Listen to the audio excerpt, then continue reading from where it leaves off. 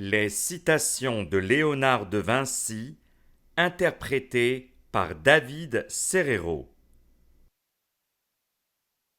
L'expérience prouve que celui qui n'a jamais confiance en personne ne sera jamais déçu. Tout obstacle renforce la détermination. Celui qui sait fixer un but n'en change pas. Dans la nature, tout a toujours une raison. Si tu comprends cette raison, tu n'as plus besoin de l'expérience.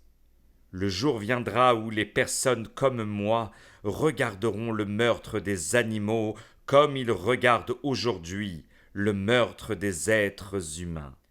La simplicité est la sophistication suprême. Comme une journée bien remplie nous donne un bon sommeil, une vie bien vécue nous mène à une mort paisible. Jamais le soleil ne voit l'ombre. Il ne faut pas appeler richesse les choses que l'on peut perdre. Savoir écouter, c'est posséder, outre le sien, le cerveau des autres. Le fer se rouille, faute de s'en servir. L'eau stagnante perd de sa pureté et se glace par le froid. De même, l'inaction sape la vigueur de l'esprit. Les détails font la perfection, et la perfection n'est pas un détail. Tant que dure ta jeunesse, acquiert des choses qui ensuite te consoleront du dommage de ta vieillesse. Qui pense peu se trompe beaucoup. La sagesse est fille de l'expérience. Rien ne nous trompe autant que notre jugement. Blâme ton ami en secret, vante-le devant les autres. Sachez vous éloigner, car lorsque vous reviendrez à votre travail, votre jugement sera plus sûr. Celui qui n'aime pas la vie ne la mérite pas. Celui qui aime va à la chose aimée, comme les sens vont à la chose sensible. Faites que votre tableau soit toujours une ouverture au monde. La menace ne sert d'arme qu'au menacé. Parmi les 5 sens, la vue, l'ouïe et l'odorat connaissent moins d'interdits que le toucher et le goût. La rigueur vient toujours à bout de l'obstacle. 2 faiblesses qui s'appuient l'une à l'autre créent une force. Voilà pourquoi la moitié du monde, en s'appuyant contre l'autre moitié, se raffermit. La sottise est le bouclier de la honte, comme l'insolence est celui de la pauvreté. Toute connaissance commence par les sentiments. Regarde attentivement, car ce que tu vas voir n'est plus ce que tu viens de voir. C'est à tort que les hommes se plaignent de la fuite du temps, en l'accusant d'être trop rapide, sans voir qu'il s'écoule à la bonne vitesse. Le souvenir des bienfaits reçus est fragile comparé à l'ingratitude. La patience joue contre les offenses exactement le même rôle que les vêtements contre le froid. Celui qui s'oriente sur l'étoile ne se retourne pas. La nature est remplie d'une infinité de raisons dont l'expérience n'a jamais vu la trace. L'expérience ne se trompe jamais. Ce sont nos jugements qui se trompent. Il n'y a pas de maîtrise à la fois plus grande et plus humble que celle que l'on exerce sur soi. Détourne-toi des préceptes de ceux qui spéculent sur le monde, mais dont les raisons ne sont pas confirmées par l'expérience. Ne me méprise pas autant, je ne suis pas pauvre. Le pauvre est plutôt celui qui désire beaucoup de choses. L'œuvre de la nature est bien plus difficile à comprendre que le livre d'un poète.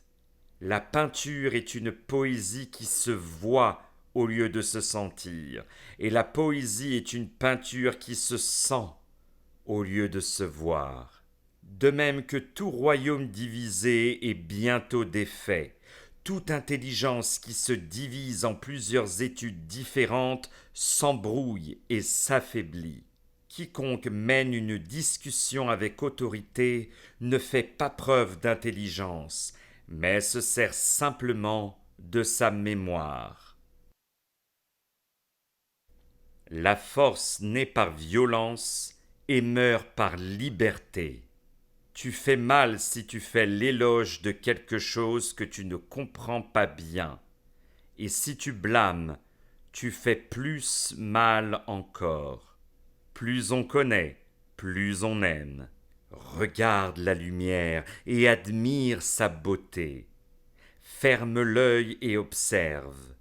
Ce que tu as vu n'est plus, et ce que tu verras n'est pas encore. Aucune matière ne peut être intelligible sans ombre et lumière. Ombre et lumière sont issus de la lumière. L'œil voit les choses de façon plus certaine dans les rêves qu'il ne les voit par l'imagination durant la veille. Fuis l'étude qui donne naissance à une œuvre appelée à mourir en même temps que son ouvrier. Qui ne doute pas acquiert peu. Passé 40 ans, un homme est responsable de son visage. La nécessité est maîtresse et tutrice de la nature. Toute action naturelle est engendrée par la nature de la plus courte façon que l'on puisse trouver. Le poète, pour représenter l'univers visible, est bien en dessous du peintre. Et pour l'univers invisible, il est bien en dessous du musicien. Qui blâme la peinture, blâme la nature. Chez nous, les hommes devraient n'être plus heureux et joyeux qu'ailleurs, mais je crois que le bonheur vient aux hommes qui naissent là où l'on trouve de bons vins. Dès que la chance entre quelque part, l'envie aussitôt fait le siège et engage le combat. Le néant n'a point de centre, et ses limites sont le néant. Le mal est notre ennemi, mais ne serait-il pas pire qu'il fût notre ami? La science est le capitaine, et la pratique, ce sont les soldats. Nous faisons notre vie de la mort d'autrui. Notre corps est au-dessous du ciel, et le ciel est au-dessous de l'esprit. Piètre disciple, qui ne surpasse pas son maître. La sculpture révèle sans effort ce qui est. La peinture semble chose miraculeuse. Elle rend palpable l'impalpable. Elle présente en relief l'objet plan et produit un effet d'éloignement pour les choses rapprochées. Les choses de l'esprit, qui ne sont pas passées par les sens, sont vaines. Pourquoi donc n'est-il pas possible qu'après la mort nous gardions l'apparence parfaite des vivants, si les vivants peuvent dans le sommeil se faire semblables aux lugubres morts? Louer ou censurer ce que tu ne comprends pas peut causer préjudice. Toute notre connaissance découle de notre sensibilité. J'ai divisé le traité des oiseaux en 4 livres. Le premier traite du vol par battement d'ailes, vol ramé. Le deuxième du vol par la faveur du vent, vol plané. Le troisième du vol en général des chauves-souris, poissons, insectes. Le quatrième du vol artificiel. D'une chose légère peut naître un grand désastre. La vie bien employée est longue. Quelle est l'indéfinissable chose qui cesserait d'être si on pouvait la formuler? L'infini, qui serait fini s'il pouvait être défini. Aucune investigation humaine ne peut s'intituler véritable science si elle ne passe pas par la démonstration mathématique. Il n'est aucune chose qui aille plus vite que les années. L'artiste meurt sans enfant, Il a été son roi, son prêtre, son Dieu. Nul conseil n'est plus loyal que celui qui se donne sur un navire en péril. Ce qui fait la noblesse d'une chose, c'est son éternité. L'œil, appelé fenêtre de l'âme, est la principale voie par où notre intellect peut apprécier pleinement et magnifiquement l'œuvre infinie de la nature. Pour donner la vraie science du mouvement des oiseaux dans l'air, il est nécessaire d'établir d'abord la science des vents, laquelle explique les mouvements de l'eau et elle-même. Et cette science fera échelle pour venir à la connaissance des volatiles dans l'air et le vent. Avant d'écrire sur les volatiles, fais un livre des choses insensibles qui descendent dans l'air sans le vent. Autrement dit, les lois de la pesanteur et de la chute des corps, et un autre de celles qui descendent avec le vent. Autrement dit, les lois de la résistance de l'air et de l'aérodynamique. L'oiseau n'est pas moins un organisme qui opère par voie mathématique. Il est donc au pouvoir de l'homme de réaliser tous les mouvements de l'oiseau. Il ne le fera pas avec une efficacité égale, mais cela s'entend seulement de la puissance de l'équilibre. Je dirais donc qu'à cet instrument composé par l'homme, s'il manque l'âme de l'oiseau, il faut lui en donner une d'après l'âme de l'homme. Aucune action naturelle ne peut être abrégée. Écris sur le mouvement sous l'eau, et tu auras le vol des oiseaux dans l'air. Celui qui se réclame de l'autorité ne met pas en œuvre l'intelligence, mais plutôt la mémoire. La peur naît à la vie plus vite que toute autre chose. Qu'il ne me lise pas celui qui n'est pas mathématicien, car je le suis toujours dans mes principes. Donne à tes figures une attitude révélatrice des pensées que les personnages ont dans leur esprit, sinon ton art ne méritera point la louange. Toute partie tient à se réunir à son tout, pour échapper ainsi à sa propre imperfection. L'art est rempli de pyramides aux droites rayonnantes, qui partent de tous les points des corps lumineux. Regarde la lumière et admire sa beauté. Ferme l'œil et observe. Ce que tu as vu d'abord n'est plus, et ce que tu verras ensuite n'est pas encore. Qui est celui qui le refait, si le faiseur est en perpétuel mouvement?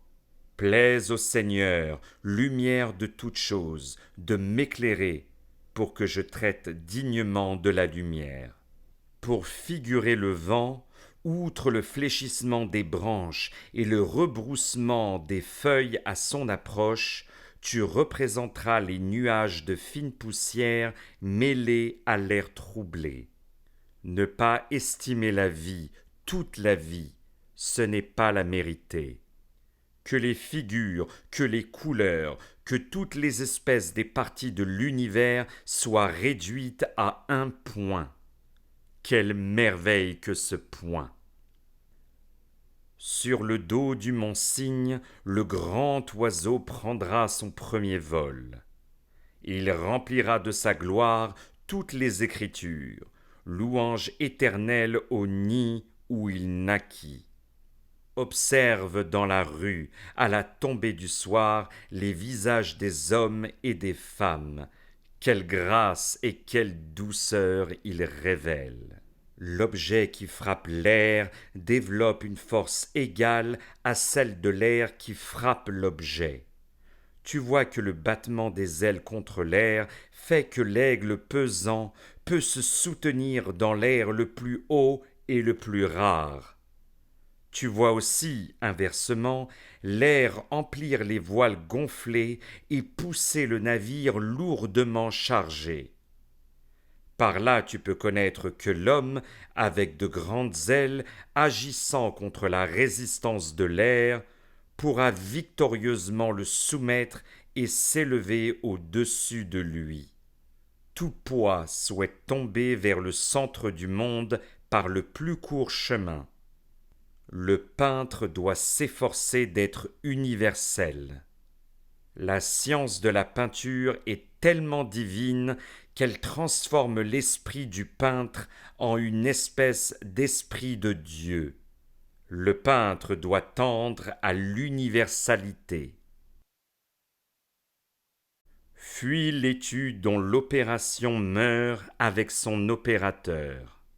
Le peintre qui dessine grâce à la pratique et au jugement de son œil, sans le recours de la raison, est comme le miroir qui reflète tous les objets placés en face de lui sans les connaître. Qu'un bon peintre figure la fureur d'une bataille, qu'un poète la décrive et qu'elle soit présentée au public sous ces deux formes, et tu verras aussitôt laquelle attirera les spectateurs, où se portera leur attention, laquelle obtiendra le plus de suffrages et plaira davantage. La partie garde toujours en elle quelque chose de la nature du tout. La vérité a une telle excellence qu'en louant les petites choses, elle les rend nobles. Qui néglige de punir le mal sanctionne. Celui qui attend de l'expérience ce qu'elle ne peut donner s'éloigne de la raison. Ils veulent embrasser l'intelligence de Dieu, en qui l'univers est inclus, et la peser et la diviser à l'infini, comme pour l'anatomiser. Si cette dépouille extérieure de l'homme te paraît merveilleusement ouvragée, considère qu'elle n'est rien auprès de l'âme qui l'a formée. En vérité, quel que soit l'homme, c'est toujours quelque chose de divin que l'homme incorpore. L'air, dès que point le jour, s'emplit d'innombrables images, dont l'œil est l'aimant. Le souffle de divinité contenu dans l'art du peintre transfigure son esprit en reflet de l'esprit divin. Le peintre lutte et rivalise avec la nature. Les sens sont terrestres et la raison se tient en dehors d'eux quand elle contemple. Fais d'abord l'anatomie de l'aile, puis celle des pennes sans plumes, puis celle des pennes avec les plumes. Et sans doute les membres des oiseaux obéissent plus facilement à leur âme que ne le fera la machine à l'âme de l'homme qui en est séparée, et surtout s'il s'agit des mouvements d'un équilibre presque insensible. Toutefois, puisque nous voyons l'oiseau pourvoir à une si grande variété de mouvements, nous pensons par expérience analyser jusqu'au plus sensible de ces mouvements et y pourvoir au moyen d'un instrument dont l'homme se sera fait l'âme et le génie. Luxure est cause de génération. Le grand oiseau prendra son premier vol monté sur un grand cygne, et il remplira de sa gloire toutes les Écritures. Louange éternelle au nid où il naquit. Les citations de Léonard de Vinci, interprétées par David Serrero.